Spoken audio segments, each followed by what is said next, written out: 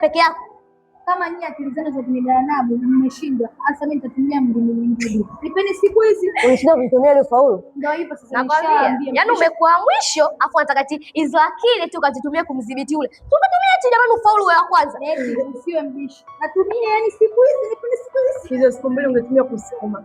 Ungeja kufaulu. Ninawaambiaje? Ninawasiliana naye nitamkomesha. Nipeni siku hizi. Ila jamani tumwachie tumwamini. Tumpeni hizo siku mbili.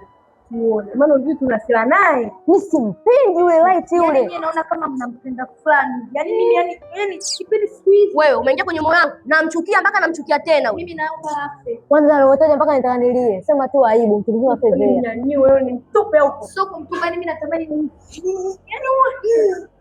wewe umpendi. Niulize mimi. Yaani ungeingia kwenye moyo wangu. Nishaambia nipeni siku hizi. Haya sawa, mada isha jamani, tusomeni. Tusome kuna kufaulu atupo. Yaani hivyo tusome, wewe unaongea nini huko?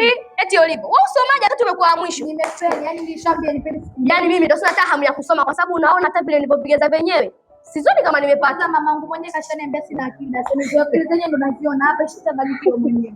Kwanza mimi nimejikatia tamaa kitambo, tukawa mimi kusoma sio vitu vyangu hivyo. Hata nifanye mambo mengine. Mimi nataka nitafute kazi nifanye.